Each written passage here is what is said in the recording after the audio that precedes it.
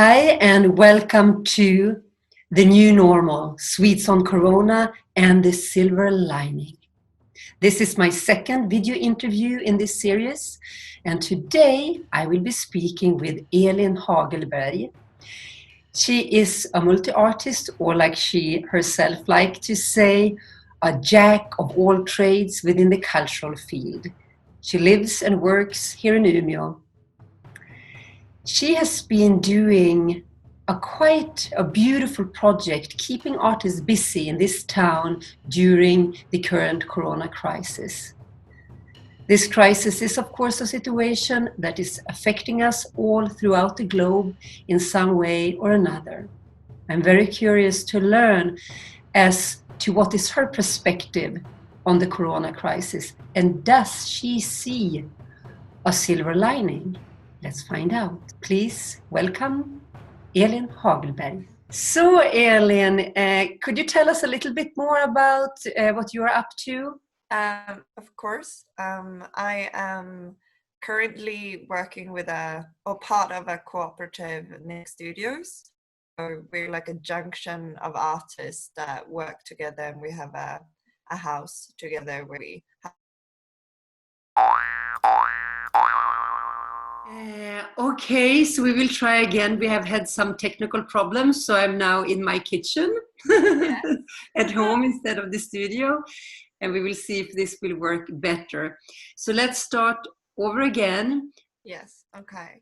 Well, I'm a member in JAQ-Studios, which is a creative cooperative. JAQ-Studios stands for Junction of Artistic Qualities. So we're quite a lot of different people with different cultural interests. And we are currently doing a series of mini events where we do live streamed shows with different themes. So I'm involved in that. Last one we did was with spoken word as the theme. So we did that, and now the next one is going to be with like someone playing the harp and a bunch of people sketching, and so different on, and we try to incorporate different types of artists in Umeå and try to make them a platform for this current crisis. And I'm also involved in making a new cooperative for poetry in Umeå. We're trying to make a new platform that's inclusive and will give more poets in Umeå a chance to stand on stage. Yeah, so that's basically what I'm up to at the moment. That's my two projects. It's wonderful. What drives you? You're always so creative, and I mean, I have witnessed you do some fabulous previous projects and so on. What drives you to be able to accomplish these things? That's a very nice compliment. Thank you. I think it's a mixture of just like, I like it. I think it's a lot of fun doing different projects, and earlier I've done quite a lot of theatre plays and incorporate movies in it. I assume that's what you're talking about. It gives me quite a lot of joy to do creative things, but also to help other people have a chance to do their creative things. There's like a joy in seeing someone do something and they're just like excited to have a place to do that, and also to watch other people be excellent and thrive in what they do. And yeah, I just really like working with people, and that's what I get to do when I do creative stuff. It's beautiful. It's really beautiful. It's just, I get like even moved just thinking about the greatness that you will produce, you know, for years to come to. It's exceptional. Yeah. Thank you. So let's head into my 8 questions that I am asking each guest in the series. And I have a little cheat sheet paper here on the side so that I, ask them correctly.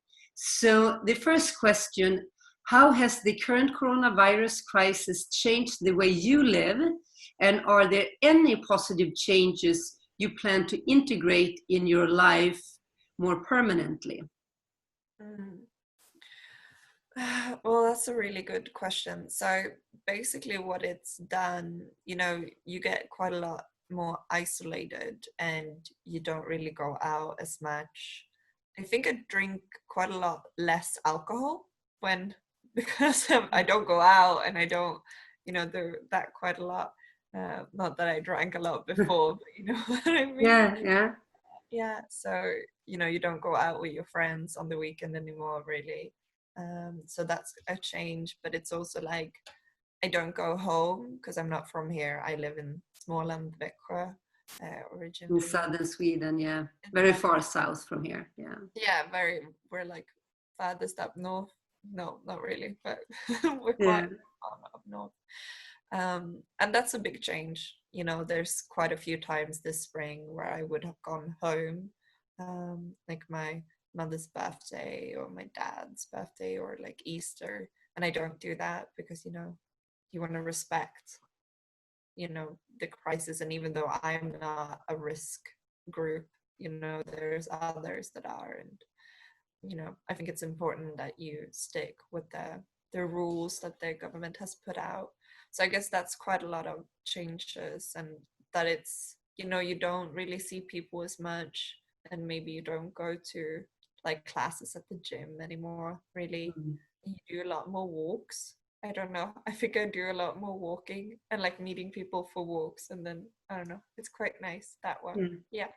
So So I guess that's yeah. yeah. And then it's it changes in the fact that you don't really do meetings in person anymore, like we're doing this over Zoom. Mm. And every meeting that I'm doing is over Zoom basically, which is quite a big change, because then you don't really get to do the chit chat around the meeting, which I think is quite important to a meeting, because that's where you build a bit more personal relationship with the people you work with. But now it's very much like we do this and we do the business part of the thing we're doing. Mm-hmm. You know what I mean? Like, Yeah. Yeah. Yeah. We probably will circle back to some of these points a little bit, and I also realize my questions, they overlap, but it also seems like they bring out different nuances. But if we move on to the next one, and that is, do you feel fear, safe, and or hopeful? If so, how?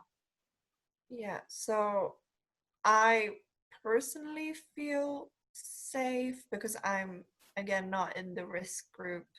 I guess I feel fear for like my grandparents who are currently hating the quarantine. Like my grandma is hating it so much.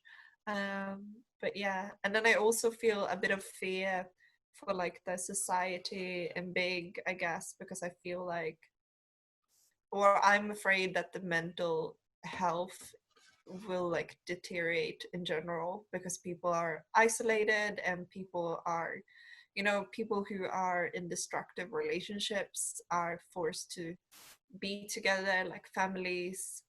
And I think quite a lot of people are feeling isolated and worse um, because of the crisis, and I think that's very scary. I also think it's scary that I don't think people go to healthcare as much as they should, because they're like, oh, I shouldn't bother the doctors. And then I think we're going to have an increase in some stuff. I have no idea. That's just my general thoughts about it. Yeah, and your fear, as we were talking And about. Yeah. my fears. And then I guess I feel hopeful, but also a bit fearful for the fact that there's quite a lot of like the crisis affect how our behavioral patterns in like contrast to the environment. Like we drag down on our trips, and we drag down on like our spending maybe, and all of that, our flights, and that is maybe setting a new sort of behavioral patterns that I hope to some degree will last, when the crisis is over and we can do stuff again, I guess. Or Yeah. I'm hoping that. Yeah. Beautiful. Yeah. Beautiful. And then what do you miss from before the crisis, and what do you think is needed to make that feel safe to enjoy again? If there's something in particular. Well, I guess I miss, I miss, you know, like plays and going to the movies, but I also miss like in my cooperative with JAQ-Studios, we do quite a lot of like different kind of circles for like education. So we do like we have like one for spoken word, we do like one that's for gardening and plants and movies, and we do quite a lot of different stuff, and because of the corona crisis we don't do that quite as much anymore. But yeah, so I miss that, but I also miss like just being with people and not having to worry about are we too many at this place. Not that we're ever like 50, but you know, if you come up to 20 people you feel like should we do this, like is this a good idea? So I guess I miss all of that, and like that happening, and like concerts and just like general stuff like that, and just yeah. And some of those things, what will it take for you to feel safe in doing that and enjoying it fully?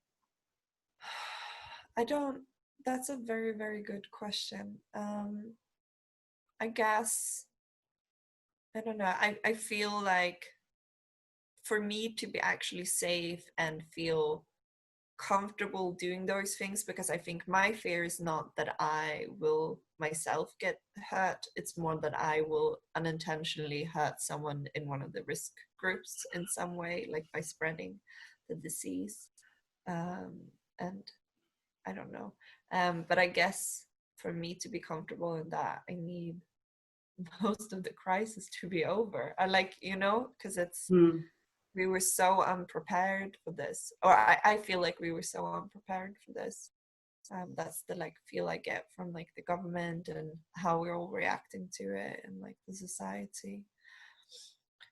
I know, I feel like that, and I need people, for me to feel safe, I think I need the general population to be a little more quiet and like calm and like not as stressed over all of it, because yeah. But yeah, I feel like I need to feel safe in it. I mainly need people to be safe in it, I guess. Yeah. Yeah. If that makes sense. Yeah, it does. Absolutely. Yeah. So moving on then, and that is, what will the new normal look like, and how do you intend to contribute to that? That's a really good question as well. I hope that the new normal includes like less travel and like maybe I really like the part of like live shows. I really like it that we do that, even though we like it's a distance between the artist and the audience, but in the same time we get audience, we have people been able to watch the stuff we do from all over Sweden. So we have people like in the south or in like Stockholm or everywhere that are able to watch the things that we do. I was also, for not that long ago, I was a host for one of the live shows that they did in Väven, which also And Väven is the cultural center here in Umeå. Yeah, exactly. So I was a host for one of their programs, and that was a lot of fun. And it was also fun because I noticed that there were like people all over Sweden that I knew that had watched it and like were giving me feedback on it. And I quite enjoy that, because I was like, oh my God, you guys can watch the stuff that we do up here, which you would never been able to before. And I think that's very nice. So I'm hoping that, or I'm at least planning to try to continue using live shows or like live segments to make it possible for audience all over Sweden to watch the stuff we do, and like JAQ-Studios. Yeah, so I like that. That's great. Yeah. Yeah. What do you think about Sweden's approach to handling the pandemic and the crisis? I think that's a really difficult question because I have no idea. Like, I'm not a health expert, and I do feel like all the countries is kind of just like, I don't know, not randomly, but it feels like they have no idea what they're doing, any of them. And I don't know if that's the truth or not, but because I feel like different countries are doing different things, and I know a lot of countries have given us like negative feedback on how we do it in Sweden, but then at the same time our health experts is telling us to do it this way. So I don't really have an opinion. I just think it's quite confusing. But yeah, I don't know. Mm-hmm. I think it's hard to have an opinion on something where you don't have any real knowledge in it. Right. Yeah. And then perhaps also it is also about when all of this is over, the entire world will take stock, what worked, what didn't work. Exactly. And perhaps we don't know now if this is a good strategy or not. Like it may turn out that it was a good strategy because we didn't have to close everything down.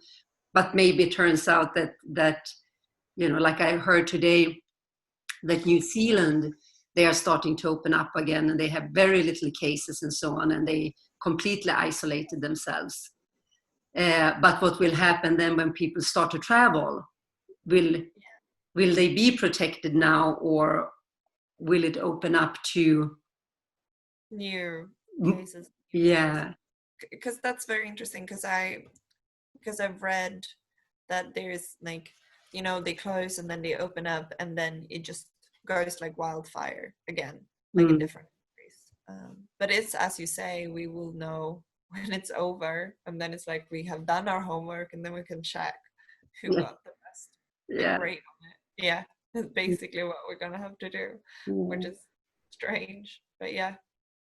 Do you feel too, like if I see some of the countries, like I lived in the US for a long time, and which is a country that I love, and I feel great concern what is going on there, and there is so much, like you feel confusion here, while at the same time the information is clear, it's calm, it's constant. When regulation is changed, it's communicated. We don't have big demonstrations or people having like riots in the street or any, like things are very peaceful and calm. And personally, I have been reflecting if that partly is because there wasn't a complete shutdown. Yeah. So people have, the economy has moved on, even if it has slowed down a lot. It's still a lot, so people are still working, making money. There is some kind of life that you can lead outside your own home, even if that also is less, but you still don't feel like in jail. Yeah, I think that's a very good reflection on it. I think that quite a lot of societies got shocked, when everything just shut down. In America, they've done like big protests, and they're like angry that they can't do their jobs. And I guess that with us, when you boil a frog, you rise the temperature slowly, so they don't that it's getting too hot, that they should jump out. I guess that's what our government has done with us. We're like, yeah, it's fine. Oh, that's fine. And now we're just like slowly like going in. But I think there's like a purpose to doing it that way, because then people feel more, I guess, more safe, and they feel like they're a little bit more in control over the situation. Maybe, I don't know. Yeah. Interesting. Yeah. And how do you use technology to get around the situation? And is there any keepers for the future? Well, I think Zoom is the is the new favorite, right? We're on Zoom right now. Product placing maybe, but but yeah, I think that's really cool. I do quite a lot of like meetings for projects on Zoom, which I think is quite, it's like handy because you do save a lot of time on it. You know, you don't have to spend 30 minutes going to a place and then being there and then 30 minutes going home. So you can, you know, do quite a lot more in your everyday life. And as I said before, I really like the live showing of things, you know, being able to broadcast something via your Facebook, YouTube, whatever. And I also like the fact that, you know, then people from all Sweden can see it, but they can also comment on it like in real life, and then the person who's host or whatever can like incorporate those comments in the show in a way that you may not really do when it's a live audience, because, you know, you don't interrupt the show to say something. That's Yeah. quite rude. So I like that. It seems like perhaps that we're getting more used to these sort of technologies and modalities, so that maybe the new normal will be that it's not strange. We're like, oh, okay, we know this from the crisis. It's wonderful to go see a show physically where it's happening, but I can't be there. So how great that there is this channel where I will be able to participate, and it isn't weird or foreign or anything like that. It's just quite... We're used to it already. Yeah. We're the boiled frog. we know it. Yeah, but I agree a lot with that. And I hope that, you know, like companies who normally like fly their employee everywhere, you know, realize that you can do this way and then keep it this way, not just to save their money, but also for the climate, you know. When previously maybe 10 meetings were like flying all over the place, meeting up like people, you know, like 50 people flying from everywhere, 10 times in a year, I'm just making something up. And now maybe one of those trips are physical and the rest of the 9 are digital. Yeah. Well, you can hope. I hope so. I really hope so. And it's like, you know, because the thing about technology is that you don't like learning new stuff. Like everyone says they love learning new stuff, but no one really likes learning new stuff, you know? So with technology, it's like, and then now you have to, because there is no other option. And now everyone had to learn it. So now we know it, you know? It's like, so I think it's good. That way I think it's good. Yeah, great. Do you see people and groups using the current crisis as an opportunity to create new or better systems in some kind of way? If so, how? Well, yeah, like we talked a lot about, because, you know, in the cultural section, we talked about the live showings and like the broadcasting live. And I think that's really interesting because it's, you know, it's a thing that very many are doing at the moment. You know, to be able to do it, you need to buy, like, technology isn't really my thing, but you need to buy this little thing that converts your camera to like the computer some way. And, you know, like trying to buy those, they're like out of stock everywhere. People are buying these little things, I don't know what they're called, but you know what I mean? Yeah. So just that is telling me that quite a lot of people are trying to live cast the things that they're doing. And I hope, you know, I really like that. So I hope people continue to do that in the new normal that we will be in after the crisis is over. Yeah. So yeah. And then the last but not least question, and that is there a silver lining in this crisis in your life, in your own life, and globally?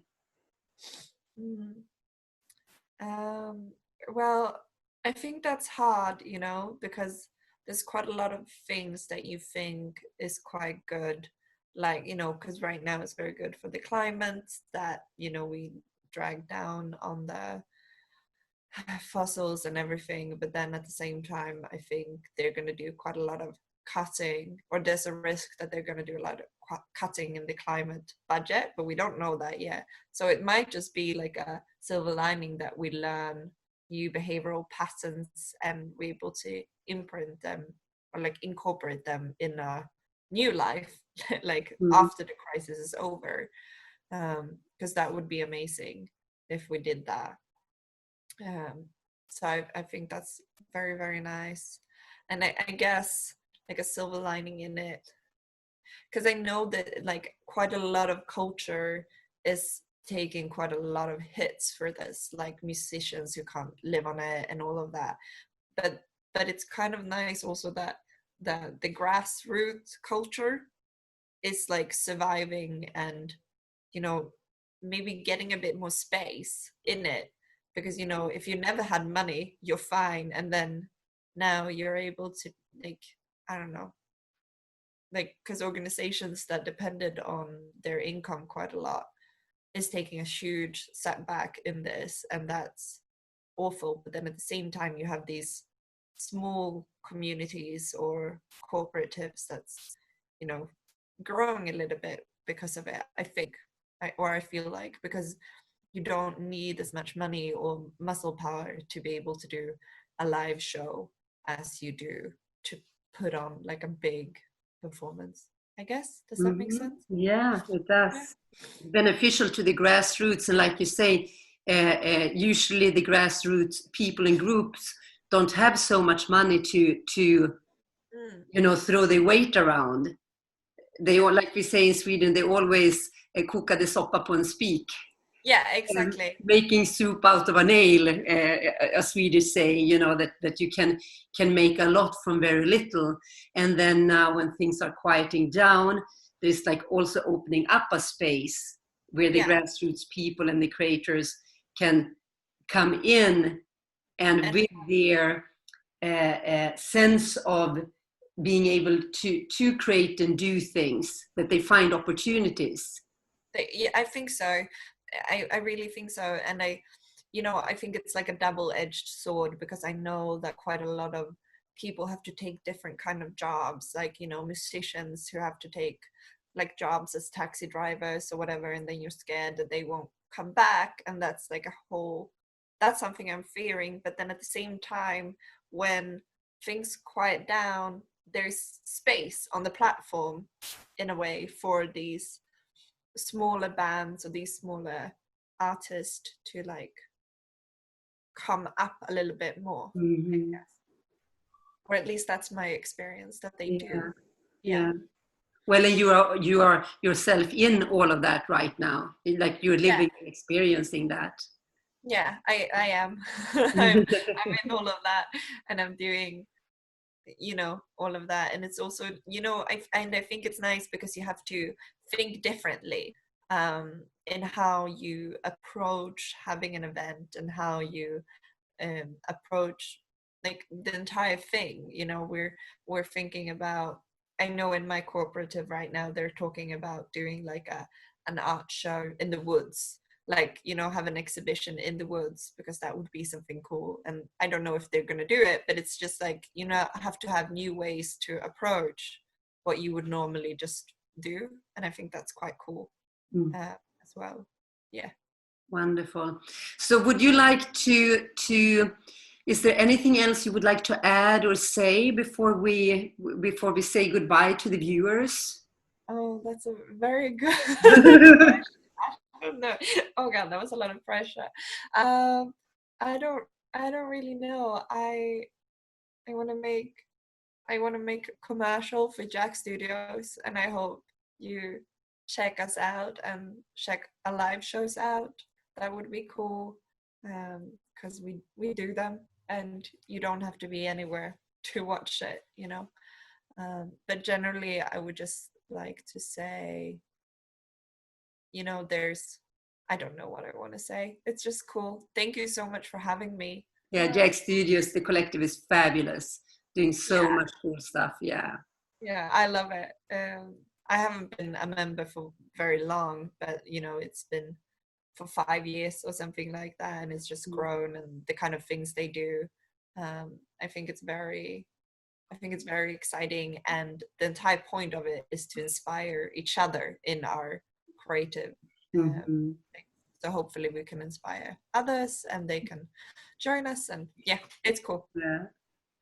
Great. Well, Elin, thank you so much for joining me, and just beautiful to hear your perspective and learn more what you're up to as well. Thank you so much for having me. This was nice. Yeah. Okay, great. Thank you. Well, thank you. Bye. Bye. In the next episode, I'm going to interview an equally interesting person. Her name is Dr. Ouma, a scholar and development researcher from East Africa, currently living here in Umeå while working internationally. Until then, stay sound and safe. Remember, this is our time.